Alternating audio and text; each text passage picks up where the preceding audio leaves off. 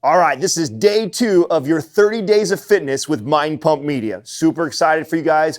Couple things before we get started today. Today, we're gonna be focusing on mobility and your knee. So Justin's gonna go through some mobility exercises as Sal and I discuss all the points to look out for. Then afterwards, Sal will tie it all in, going over why we program that, and then also your guys' knee goals. One thing to keep in mind before we start this workout is a lot of people, when they get started, are gonna want to do more. If you follow the protocol, I promise you'll see more results. We are gonna slowly progress you every single day for the next 30 days. Looking forward to this. Let's go. All right, so what we have here today, you guys, is your mobility day, and today's exercises are to address specifically the movements that we had you do yesterday. First thing that we're going to do is we're going to get into the 90-90 position. So this is the front leg is bent at 90 degrees and the back leg is behind him bent at 90 degrees. That's the name 90-90. And you'll notice it's internal, external rotation both sides. And so what you want to do with the actual leg that's bent and in front of you, you want to use that same hand. That's your trail hand. You want to use that to support you. A lot of people won't be able to sit upright without bracing themselves. That's totally okay. Eventually you want to get to the point where you can sit upright without any support, but even Justin needs to brace himself, support himself out. And you'll notice he'll posture up. His chest comes up. His shoulders are back. He's sitting up tall and straight before he goes into the stretch. And then when he leans into this stretch, it's a very slow, just a gradual movement. And then as soon as he feels a stretch, you don't want to go really deep. Just hold that stretch. Then what you want to do is you want to drive the knee and the ankle of the front leg into the grass. So he wants to create tension. Almost as like he's pushing himself away from the grass. You don't want to do this as a passive movement. Everything's active. He's staying tight. You want to hold this position for about 5 to 10 seconds, then come out. All right. And then he comes out, he resets, starts all over again, postures himself back up. Good, chest is up, and then he's going to slowly come into the stretch again. Once he feels that deep stretch, he's going to drive that knee and ankle into the grass. And hold that tension for, again, 5 to 10 seconds before coming out, resetting, and doing it again. You also notice Justin has his left arm out, and he's keeping that in line with his left leg, too. That helps him stay in line with his hips. And he's going to do this for 5 to 10 reps on each side. Now, this is one of those things that if this is difficult or you have a lot of issues in your low back or your hips or your knees, all that stuff tends to stem from the hip mobility, the ability for your hips to internally and externally rotate. So even though we're prescribing you guys 5 to 10 reps on each side, it is okay to spend some extra time on this if this is actually an issue for you. Absolutely. And this is just one side. What you're watching right now is Justin working one side. When he's ready to do the other side, you got to switch, do the exact same thing. You know, front leg, now it's his left leg in the front, 90 degrees, back leg 90 degrees, nice and tall. It is totally normal if you notice one side is a lot easier or more difficult than the other. Most people are not exactly the same on both sides, but make sure you do the same reps and tempo on each side. So you don't want to create any imbalances either. This side looks a little bit more difficult for Justin, but yeah, push that knee and that foot into the floor like you're trying to push yourself away, create tension, hold for 5 to 10 seconds, then back out, and there you go. And the more tension that you're creating on that knee and ankle driving the grass, the better connect you're going to be. So really focus on driving that knee and ankle into the grass while you're in the stretch. And you'll notice as soon as you start to do that, you'll want to alleviate the stretch. Don't lose the stretch. Don't lose your posture. Stay driving the knee and ankle in, holding for 5 to 10 seconds, and then reset. After your 90-90, we are now going to move over into his shoulder dislocates. All right. We're going to use the prototype for the Axon stick for shoulder dislocates right here with Justin. So Justin's going to grab, and any stick, you could use a broomstick. You can even use those guys from Stick Mobility Stick. Any stick will actually work for this. Even if you didn't have a stick, you could actually use a resistance band. Right, but we recommend a rigid stick. So Justin's going to take a relatively wide grip on this stick outside the shoulders, and you want to keep your arms totally straight when you're doing this. Now, this is the beginning of the movement. This is where you start right at the waist. And what Justin's going to do is he's keeping his arms straight. He's going to lift the stick up over his head and keeping his arms straight, come all the way down and back till he gets to his low back or glutes and comes back over. Now, you'll notice when he starts the rep, you want to keep the shoulders down and depressed. This is how you begin. Now, when you come back to your waist, by the way, that's the first rep. So that was one rep. He's going to do it again. If this is too difficult for you, because some of you may not be able to go all the way down and around. Go wider, so that the wider you go, the easier this movement is going to be. The closer you bring your hands in, the more challenging this is going to be. That's right. And you can also, you don't have to go all the way around. That's the goal.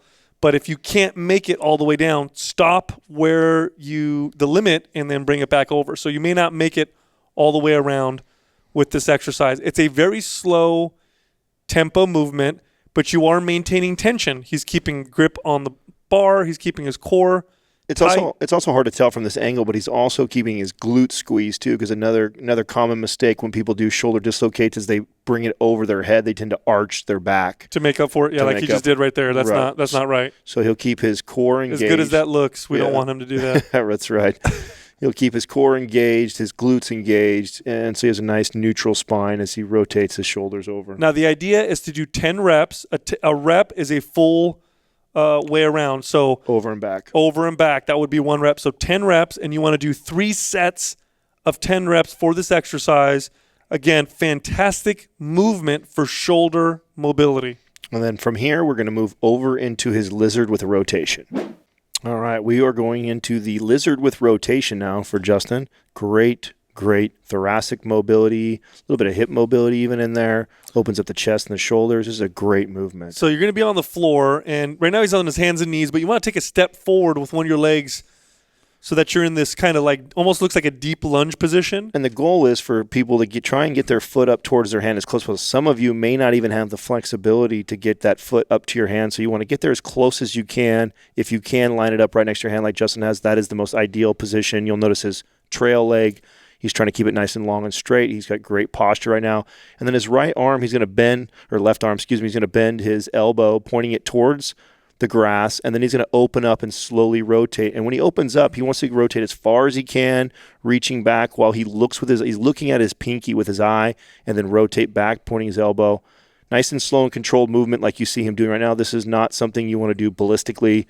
You are rotating the spine, so we're trying to wake that up, get reconnected. You don't want to be relaxed in any part of your body when you're doing this. Everything is going to be tense and tight. The back leg is tight and strong and straight. That front foot is planted. The arm that's on the ground, he's pushing into the ground. And when he comes up to the top, when he rotates up, you want to create a straight line from arm to arm, like you're shooting a lightning bolt through from the bottom arm all the way up through the top arm. And we're going to get 3 rounds of this of 10 repetitions. So Justin's going to do 10 rotations on the left side, and then he's going to switch and bring his right leg forward and get 10 rotations on the opposite side, and we'll do 3 total rounds of this. Now notice the tempo. Nice, controlled, tight, tense tempo. This is not a fast exercise, not a fast movement. You want to own every portion of these reps. Again, 3 sets, 10 reps each side for the lizard with rotation. And each time you want to challenge your in range of motion, right? So each time Justin's trying to get a little bit more rotation, both internally and externally as he does this, but it controlled, like Sal's saying, and keeping tension the entire time. All right, guys, so this was day 2, right? It was a mobility day, not like yesterday where you did your strength training. Today's goal with your workout really is to give you better ranges of motion, prevent injury, and connect you to new ranges of motion. So let's go over those exercises one more time. Some of the movements you did today, you did the 90-90. Now with the 90-90, you've got one hip in external rotation, one hip in internal rotation. And the goal of that is to get you to move into a new range of motion, but then connect to that new range of motion so that when you do things like squats and deadlifts, you've got more connection to your muscles, you've got better recruitment patterns. You're basically going to build more muscle by having better mobility. The next movement was a shoulder dislocate. This is getting the shoulder to move in a deeper, more complete range of motion. This is excellent for rows, overhead presses, again, preventing injury, getting you more connected to your exercises. And the final movement we did was lizard rotation. That's giving you that thoracic mobility. You're going to see some of the benefits in that tomorrow when you do some lower body exercises. So what you'll notice with these workouts is we're going to progress you the entire time.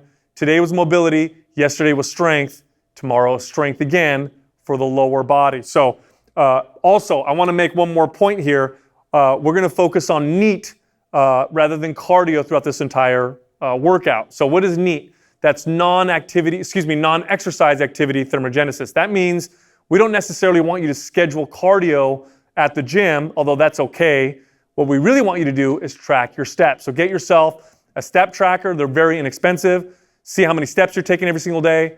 This first week, let's aim for 10,000 steps a day. We are going to progress you next week with the rest of your workouts. That means you're going to be burning more calories as you progress through this 30-minute workout. Look, share this video with your friends. Have them follow along. It's a 30-day workout. Again, strength, mobility, fat loss, muscle building. We're going to cover it all in these workouts. Also, subscribe to this channel so you get notifications when we post a new video.